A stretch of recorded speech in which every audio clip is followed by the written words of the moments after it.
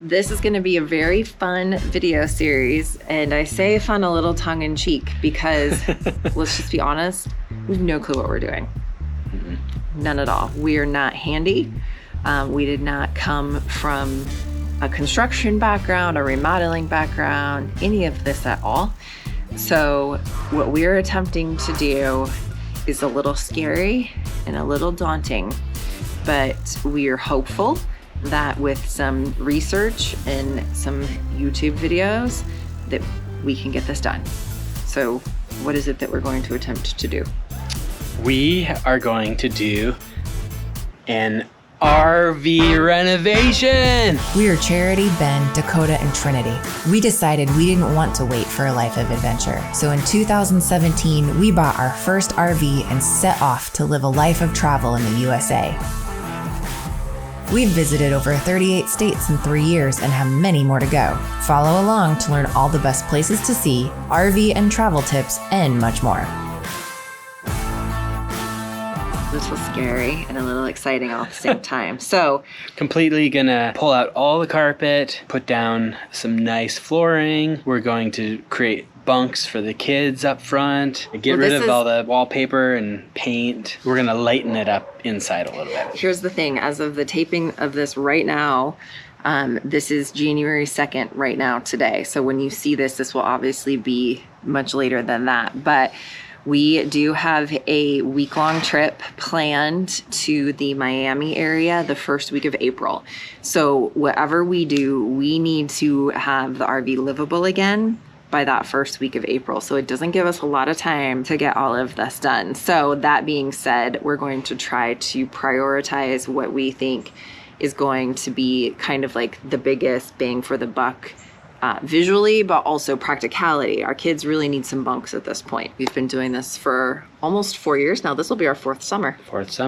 So we've kind of gotten an idea of what they need and what works. And we know that right now the layout we have doesn't work as well, but we're not going to change rigs. So we're just going to change this rig. Modify. So come on inside and we'll kind of show you where we're at right now before that we've touched anything. And then we'll keep you posted as we go along. And hopefully, because we don't know what we're doing, it will help inspire some of you that maybe want to do something similar, but you also don't feel confident in knowing what you're doing either.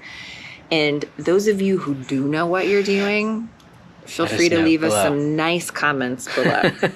Please be nice. We're already telling you we don't know what we're doing. You don't need to point that out again. So let's go inside. Let's go inside. Check it out.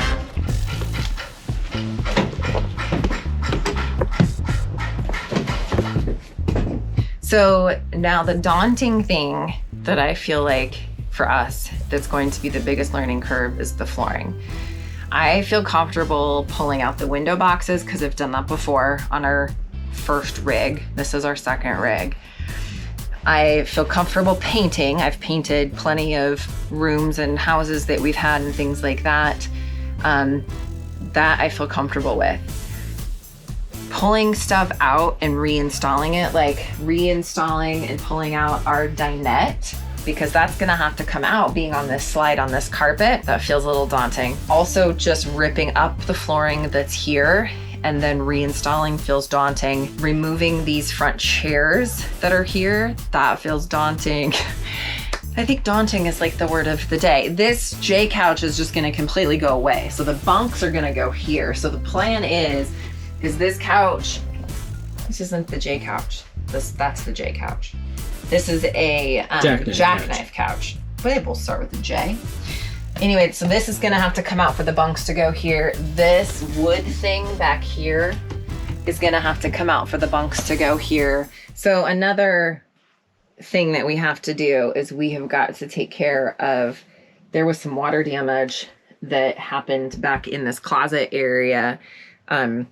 And we do have the leak stopped finally after getting the roof resealed. So that's always step one if you have water damage, is to make sure that you've got that leak stopped. And we have verified that we've got this leak stopped, but we have to take care of the ensuing damage. So at this point, what I've got here is this closet rack, and kind of how I figured out that there was damage is on this particular model, there would normally have been another closet rack here, and you can see where it actually came off because the wood was rotted.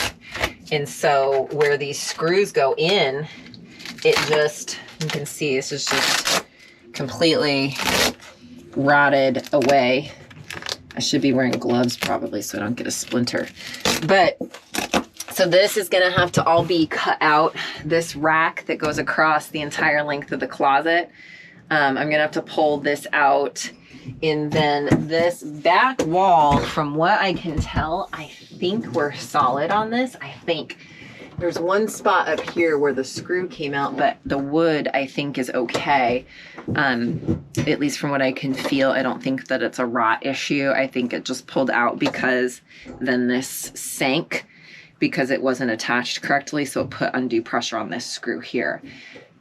But I'm gonna have to take all of this out to get this wall piece replaced with a new piece of wood. Now, an idea that I had that I saw in another video, and you guys have to let me know in the comments what you think, or if you've seen this or if you've done this, is that you take a piece of paneling and you just use a piece of paneling here instead of raw wood, because that way you don't have to paint over it.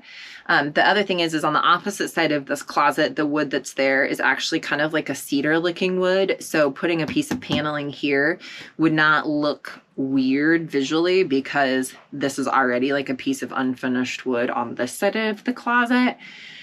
So that's a thought that we've got. But the first things first, obviously, is to get this torn out and get it pulled out. This is another fun thing about owning a diesel pusher is this here is attached, and these brackets where this water was has completely fallen out of this wall. So it's not just this piece of the wall. It goes all the way down around like where this air box is for the air intake, and then down in there. And so that bracket's halfway hanging out of the wall at the moment because the wood's all rotted away. So this is going to be another fun part of renovation, but not just renovation, but actually repairs ensuing from water damage. So that goes to tell you the most important thing that you can do as an RV owner is to make sure that you maintain everything that has to do with water. So from your roof to your slides, if you are not level, you can get water intrusion through the slides. So anywhere and everywhere, make sure you're sealed up, make sure that it's maintained to prevent water intrusion. And to add to that, that's one thing I did do is before we started on the inside here, I started up on the roof. So I will be posting that video very soon, but I actually did a complete roof job, basically, to where I went up on the roof, I fixed the skylight, I caulked the whole thing, I put down lap sealant, I pulled up all the old lap sealant, and so it's completely fresh and nice and soft and pliable lap sealant to where the roof is good now. So I'm not worrying about leaks at all. So one thing that I'm gonna have to start doing here is we start prepping is pull down all the command hooks. Now I literally have command hooks everywhere. This command hook thing here for like the broom. I had these command hooks that I put above both couches when the kids were on there because I put a curtain across that. Let's just say having a barrier between your children on long road trips becomes essential for peace.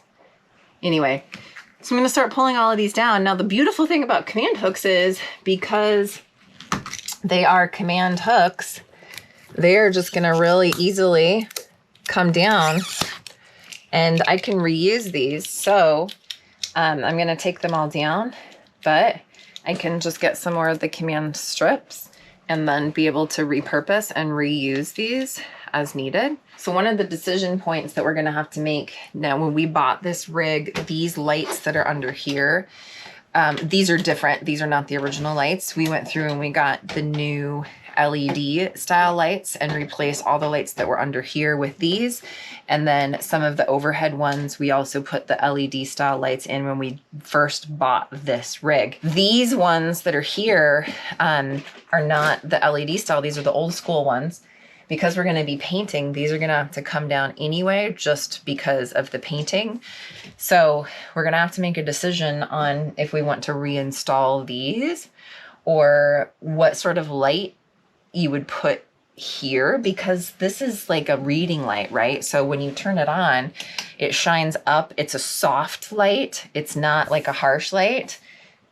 So we're going to have to make a decision like for these style lights, and there's several of them that go along the walls by the couches, what we want to do about that. So you have to let us know in the comments if you have any good suggestions for replacement ones of these. I haven't done the research yet. I'm sure there's some out there, but I definitely don't want this style light, because it's a ton of light. I mean, this puts out a ton of light. When I would sit here and read to the kids, I don't use this light at all. It's just too bright. Yeah. I would use these soft ones. You know, the hardware, it's this kind of like antiqued bronze look.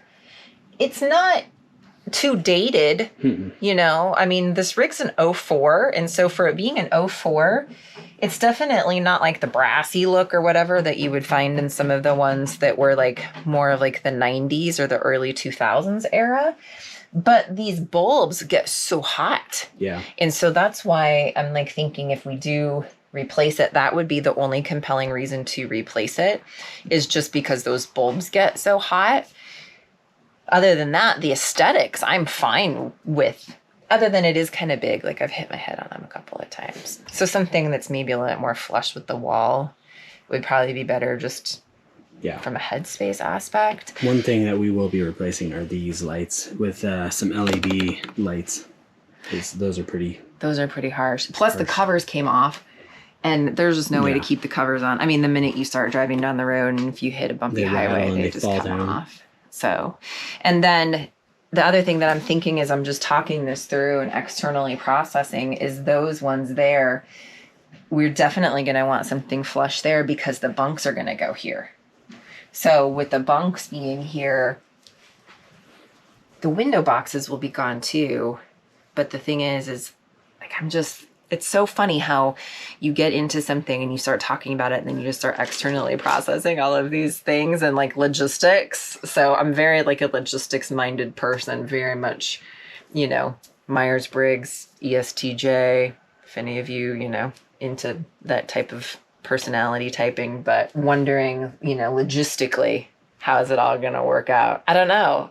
And I guess you'll find out right along with us, because lots of unknowns going into a project like this, not knowing what we're really doing, but just learning as we go. So hopefully you guys will be learning something along with us and get some inspiration. One thing that I will say that we've noticed is that just sometimes even doing some little things can really make a big difference in just how comfortable a space feels.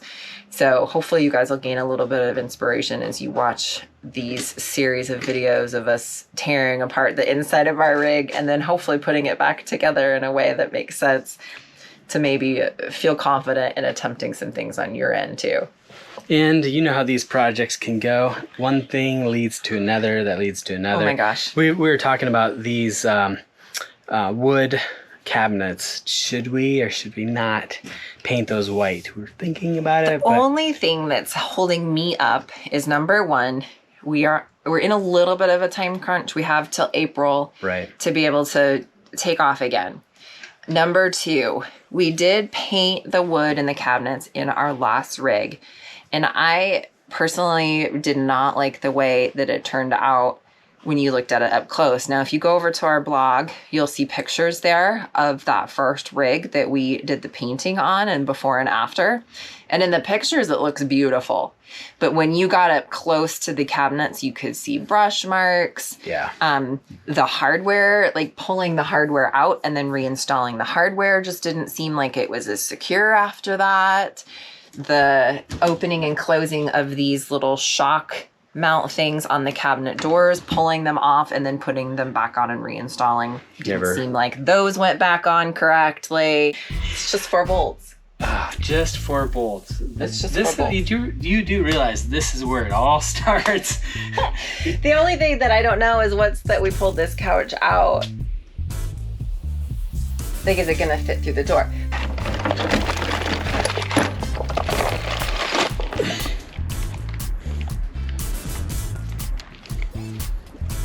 I take off 1, 2, 3, 4, 5 screws to take this off to get to this one screw that's still holding this on. Like, that's the most ridiculous thing that I've ever seen.